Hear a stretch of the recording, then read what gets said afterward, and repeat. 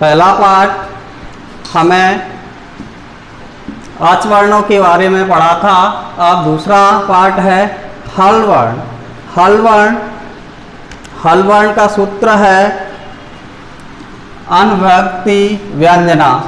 इसका अर्थ है अर्थात जिन वर्णों को बोलने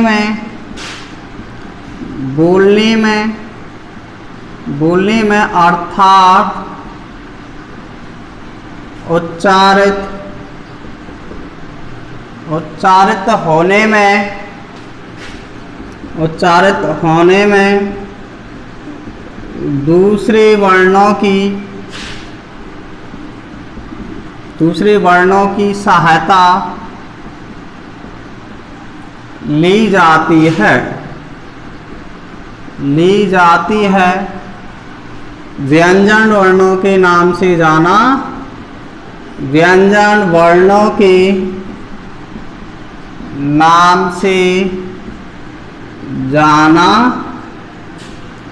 जाता है। व्यंजन वर्ण के नाम से जाना जाता है। व्यंजन वस्तुतः अर्धमात्रिक होते हैं। व्यंजन या हल वर्णों को निम्न भागों में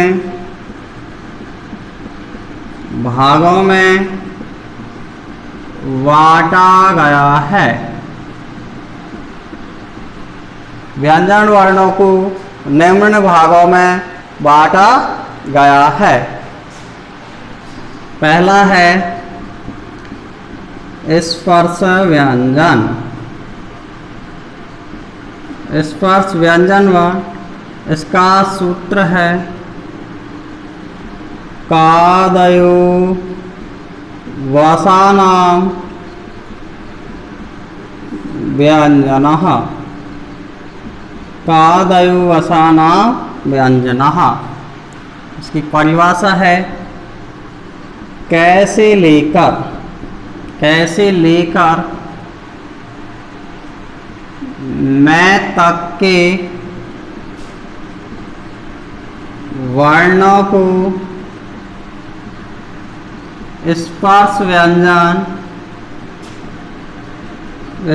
व्यंजन के नाम से जाना जाता है। स्पर्श व्यंजन है कैसे लेकर मैं तक के जो वर्ण हैं उनको स्पर्श व्यंजन के नाम से जाना जाता है। स्पर्श व्यंजनों की संख्या 25 है।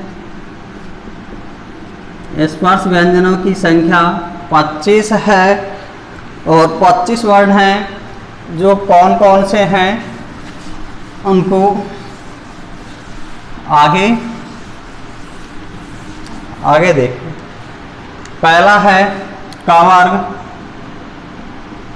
दूसरा है च वर्ग, तीसरा है ट वर्ग, चौथा है ट वर्ग, पांचवा प वर्ग। ये पांचों वर्ग हैं और इनके पांचों वर्गों के जो वर्ण हैं उनको स्पर्श व्यंजनों के नाम से जाना जाता है। जैसे क, ख, ग, घ, न, च, छ, ज, झ, न, ट, ठ, ड, ढ, न, त, थ, द, ध, न, प, फ, ब, भ और म। ये पांचों वर्ग है उनको स्पर्श व्यंजनों के नाम से जाना जाता है। इनकी संख्या 25 है। इसके बाद आता है स्पर्श व्यंजन के बाद अंत्यस्थ व्यंजन। अंत्यस्थ व्यंजन, अंत्यस्थ व्यंजन, अंत्यस्थ व्यंजन यणो अंत्यस्था, इसका सूत्र है यणो अंत्यस्थः, यणो अंत्यस्थः। तो इसका अर्थ अर्थात यण प्रत्याहार में, यण प्रत्याहार में, यण प्रत्याहार में आने वाले चार वर्णों को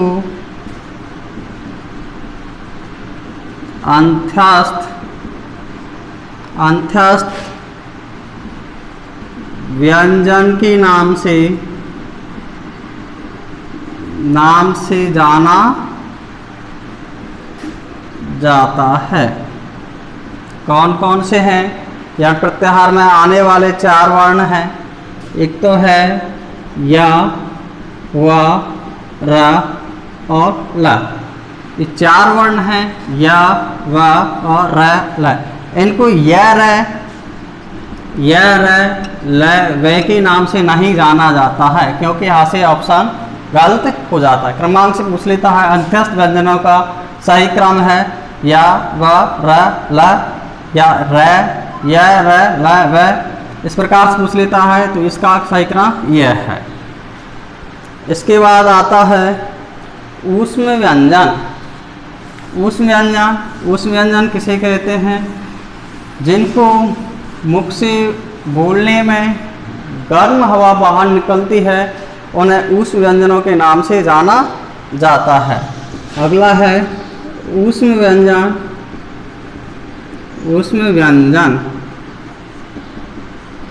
ऊष्म व्यंजन है, उनको सूत्र है इसका श्लोष्णा ऊष्माः, श्लोष्माः ऊष्माः,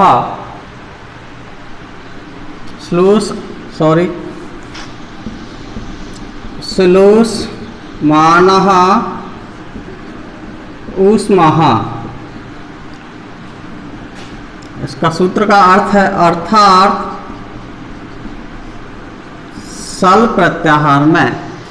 सल प्रत्याहार में आने वाले चार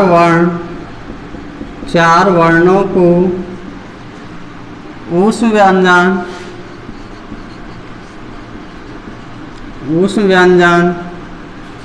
के नाम से जाना जाता है। कौन कौन से हैं? सा है, सा है। इनको चार वर्ण है, तालव्य स है, दूसरा है मूर्धन स है और तीसरा दंती स है और कंठ का है। इनकी संख्या 4 है। ऊष्म व्यंजनों की संख्या 4 है। इसके बाद अगला है संयुक्त व्यंजन।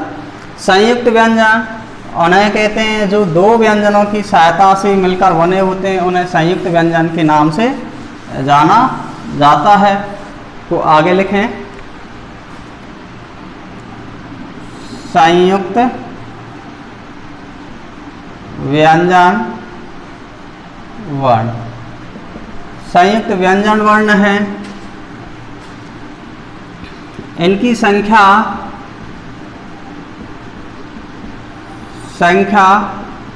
4 है। इसकी परिभाषा जिन वर्णों को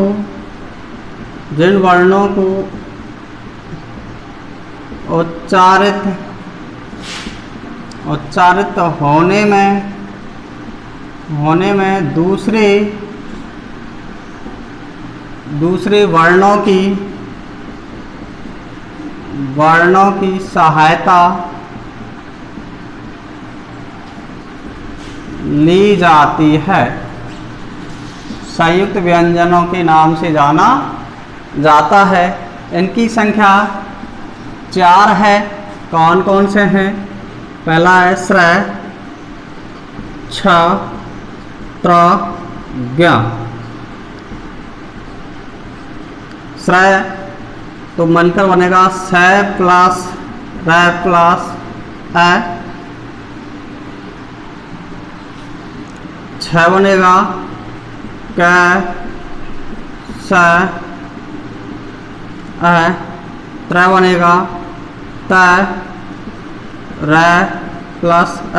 ग बनेगा ज प्लस न प्लस अ। इनकी संख्या 4 हुई। इसके बाद है अयुग्म वर्ण। इसके बाद है अयुग्म वर्ण। अयुग्म वर्ण हैं, इनकी भी संख्या 4 है। अयुग्म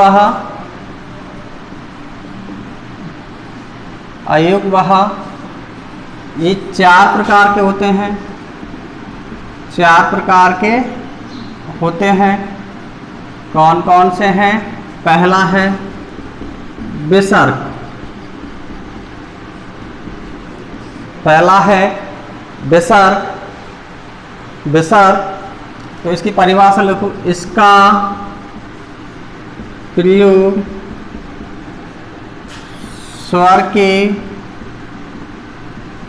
बाद में होता है। विसर्ग है जो इसका प्रयोग है जो स्वर के बाद में होता है। और इसकी अगली लाइन है इसका उच्चारण है के समान होता है। है के समान कैसे होगा? जैसे लिखेंगे रामः, कृष्णः, श्यामः आदि। इसके बाद आता है दूसरा है इसका अनुस्वार। अनुस्वार वर्ण। इसके आगे लिखें इसका उच्चारण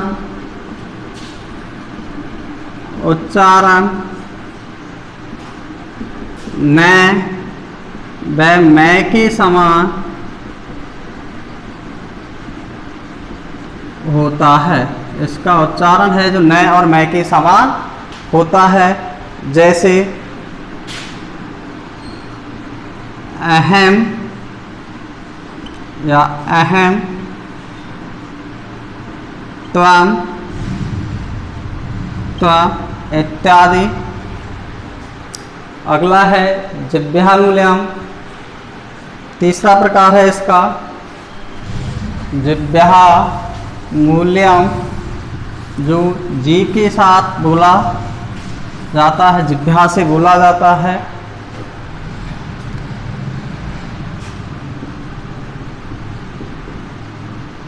जिह्वामूल्यम एनह अर्धविसर्ग। जिह्वामूल्यम एनह अर्धविसर्ग के नाम से जाना जाता है। जो उदाहरण में है कह,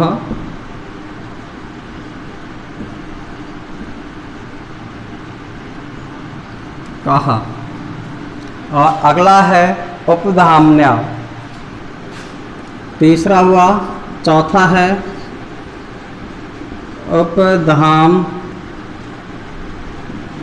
उपधाम्याम।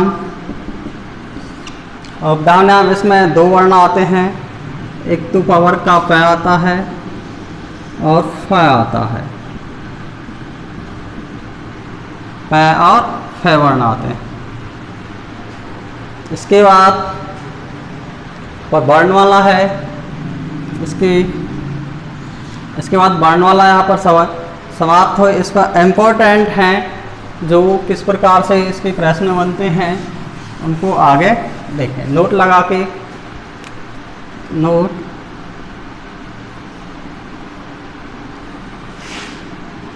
संस्कृत में वर्णों की संख्या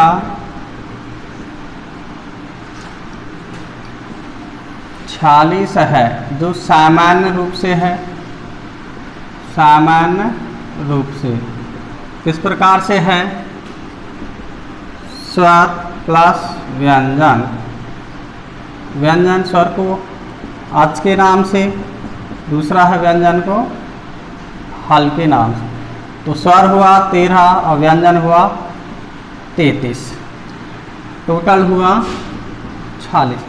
अब अगला है, दूसरा नोट है पाणिनि शिक्षा के अनुसार, शिक्षानुसारम अच वर्णों की संख्या, अच वर्णों की संख्या 21 या 22 है।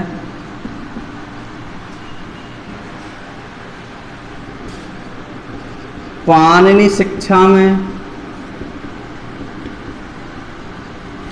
में कुल वर्णों की संख्या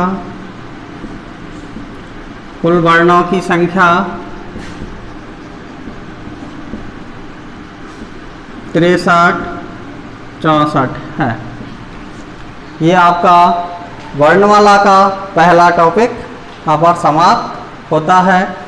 अगला टॉपिक उच्चारण स्थान अगली क्लास में पढ़ेंगे। Thank you.